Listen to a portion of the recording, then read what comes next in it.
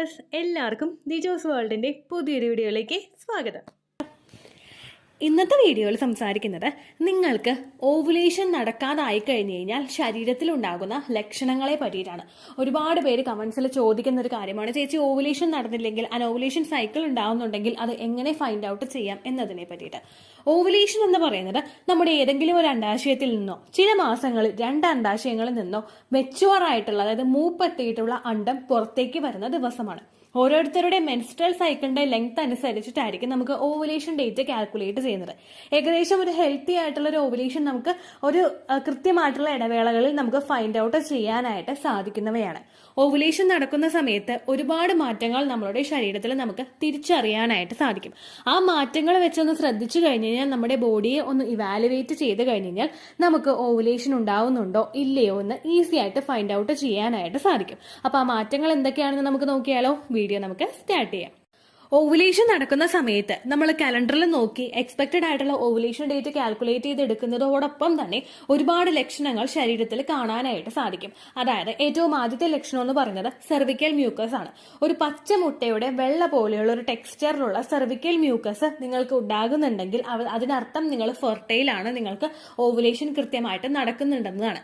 നമുക്ക് ഓവുലേഷൻ നടക്കുമ്പോഴേക്കും നമ്മളുടെ ശരീരത്തിൽ ഈ ഒരു സെർവിക്കൽ മ്യൂക്കസ് പ്രൊഡ്യൂസ് ആകുമ്പോഴേക്കും വജൈനയിൽ ഒരുപാട് ലൂബ്രിക്കേഷൻസ് നമുക്ക് ഫീൽ ചെയ്യും. ഫിസിക്കൽ കോണ്ടാക്ട് ചെയ്യാനായിട്ടുള്ള ആ ഒരു പ്രോസസ്സ് എൻജോയ് ചെയ്യാൻ വേണ്ടിയിട്ട് ഈ ഒരു ലൂബ്രിക്കേഷൻ ഉള്ളതും ആ ഒരു പ്രോസസ്സ് ഈസി ആക്കാൻ വേണ്ടിയിട്ടും ഈ ഒരു സെർവിക്കൽ മ്യൂക്കസ് സഹായിക്കും.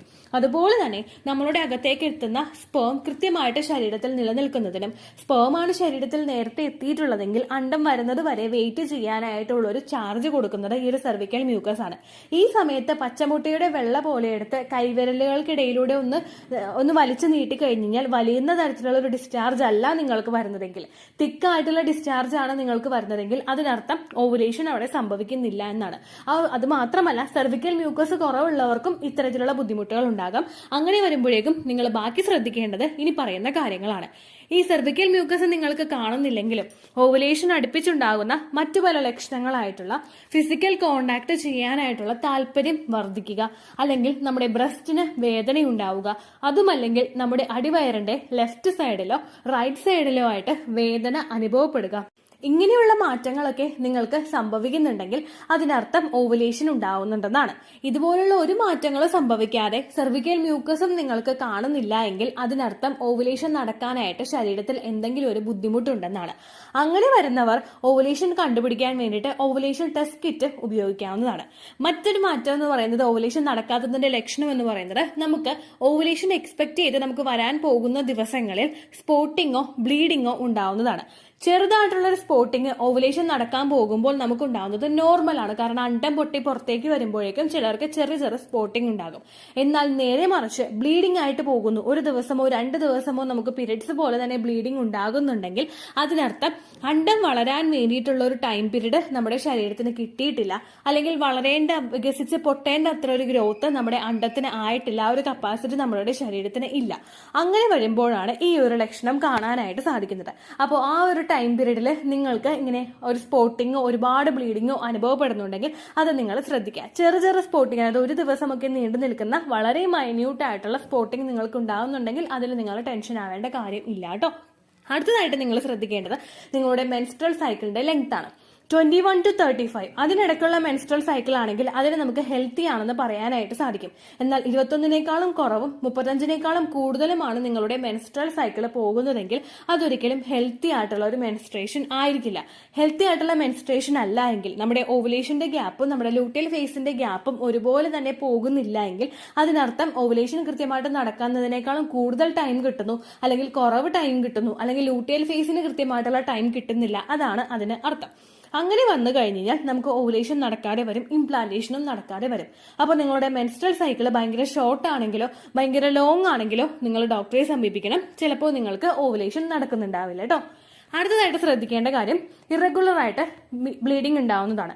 നമ്മുടെ മിഡ് സൈക്കിൾ ബ്ലീഡിംഗ് പറഞ്ഞതുപോലെ തന്നെ പീരിയഡ്സ് കഴിഞ്ഞ് ഉടനെ തന്നെ പിന്നെയും ബ്ലീഡിംഗ് തുടങ്ങുക, പിന്നെ കുറച്ച് കഴിയുമ്പോൾ നിൽക്കുക, പിന്നെയും ബ്ലീഡിംഗ് തുടങ്ങുക. അങ്ങനെ നിങ്ങൾക്ക് അനുഭവപ്പെടുന്നുണ്ടെങ്കിൽ അത് എന്തെങ്കിലും ഹോർമോണൽ ഇംബാലൻസസ് കൊണ്ടോ, അല്ലെങ്കിൽ ഒബിസിറ്റി, അതായത് ശരീരഭാരം വർദ്ധിക്കുന്നത് കൊണ്ടോ, ഫാറ്റ് ടിഷ്യൂസ് ശരീരത്തിൽ അടിഞ്ഞുകൂടുന്നത് കൊണ്ടോ ഒക്കെ ആയിരിക്കും.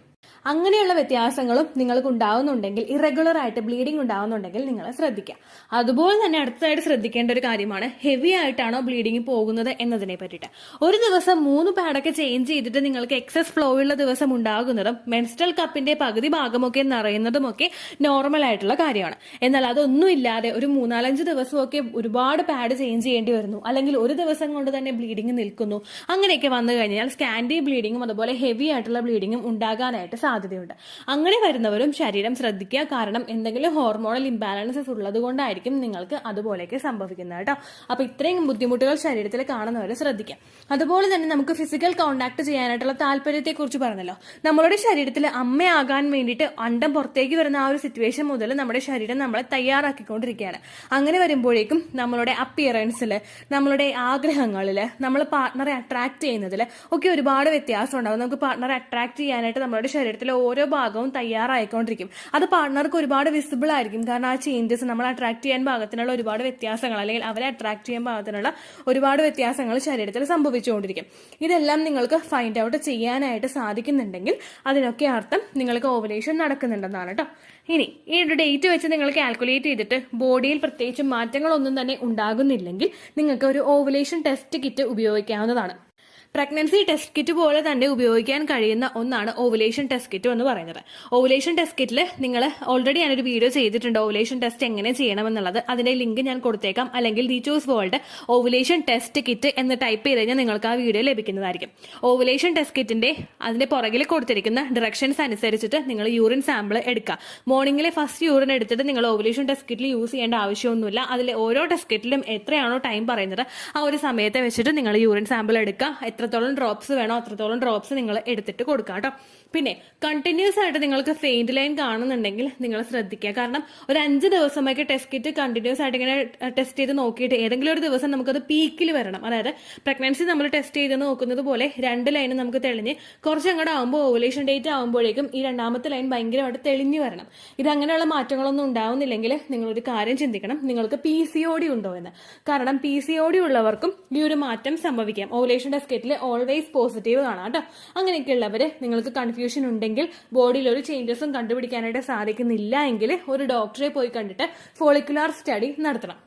ഫോളിക്കുലാർ സ്റ്റഡി എന്ന് പറയുന്നത് ട്രാൻസ് വജൈനൽ അൾട്രാസൗണ്ട് വഴി ചെയ്ത് നോക്കുന്ന ഒന്നാണ്. നമ്മളുടെ എത്ര അണ്ടമുണ്ട്, എത്ര എണ്ണം വളരാറായി, എത്ര എണ്ണം പൊട്ടാറായി എന്നൊക്കെ അറിയാൻ വേണ്ടിയിട്ട് ഉപയോഗിക്കുന്നതാണ് ഈ ഒരു ഫോളിക്കുലാർ സ്റ്റഡി എന്ന് പറയുന്നത്.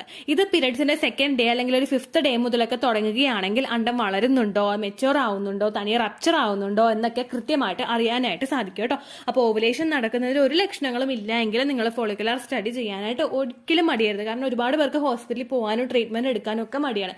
നിങ്ങൾ ഒരിക്കലും അത് ചെയ്യാൻ പാടില്ല. ഫോളിക്കുലാർ സ്റ്റഡി നടത്തിയിട്ട് അണ്ടം വളരുന്നില്ലെങ്കിൽ എന്താണോ അതിന്റെ റൂട്ട് കോസ് അത് കണ്ടുപിടിച്ച് അത് നമുക്ക് മാറ്റാനായിട്ട് സാധിക്കും. അതിൽ നിങ്ങൾ ട്രസ്റ്റ് ചെയ്യുക കേട്ടോ. ഇത്രയേ ഉള്ളൂ വീഡിയോ.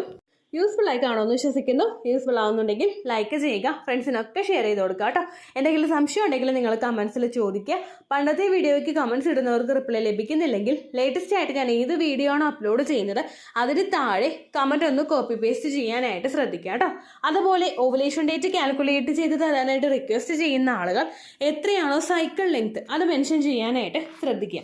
സൈക്കിൾ ലെങ്ത് എന്നതുകൊണ്ട് ഉദ്ദേശിച്ചത് ഓരോ മാസവും എത്ര ദിവസം കൂടുമ്പോഴാണോ ബ്ലീഡിങ് വരുന്നത് അതാണ് സൈക്കിൾ ലെങ്ത്. കഴിഞ്ഞ മാസം ഒരു 8-ാം തീയതിയാണ് ബ്ലീഡിങ് ആയതെങ്കിൽ ഈ മാസം 6-ാം തീയതിയാണ് ബ്ലീഡിങ് ആയതെങ്കിൽ കഴിഞ്ഞ മാസം 8-ാം തീയതി മുതൽ ഈ മാസം 6-ാം തീയതി വരെ എത്ര ദിവസമുണ്ടോ അത് കാലണ്ടറിൽ എണ്ണി തിട്ടപ്പെടുന്നതാണ് നിങ്ങളുടെ സൈക്കിൾ ലെങ്ത്.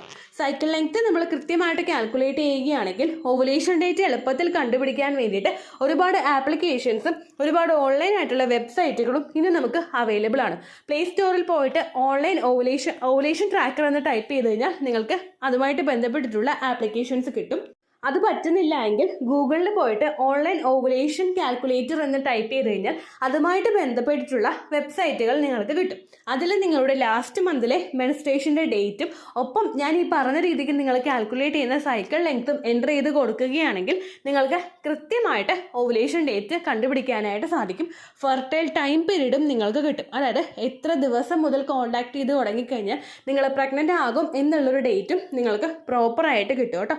ഇത് കാൽക്കുലേറ്റ് കാൽക്കുലേറ്റ് ചെയ്യുന്ന സമയത്ത്, സൈക്കിൾ ലെങ്ത് കാൽക്കുലേറ്റ് ചെയ്യുന്ന സമയത്ത് നിങ്ങളുടെ ആ ഒരു കലണ്ടറിൽ നോക്കി തന്നെ നിങ്ങൾ കാൽക്കുലേറ്റ് ചെയ്യുക. പല മാസങ്ങളിലും 30-31 ദിവസമുണ്ട്, അതുകൊണ്ടാണ് അങ്ങനെ പറഞ്ഞത്. ഒപ്പം നിങ്ങൾക്ക് ബ്ലീഡിങ് തുടങ്ങിയ ദിവസത്തിന് വേണം നിങ്ങൾ ഡേ 1 ആയിട്ട് എടുക്കാൻ വേണ്ടിയിട്ട്. സ്പോട്ടിങ് തുടങ്ങിയ ദിവസത്തിനെ, അതായത് ചെറുതായിട്ട് ഡിസ്ചാർജ് പോയി തുടങ്ങിയ ദിവസത്തിനെ നിങ്ങൾ കൺസിഡർ ചെയ്യേണ്ട ആവശ്യം ഇല്ല കേട്ടോ. അപ്പോൾ ഇത്രയേ ഉള്ളൂ വീഡിയോ. അടുത്തൊരു വീഡിയോ ആയിട്ട് നമുക്ക് വീണ്ടും കാണാം. ബൈ.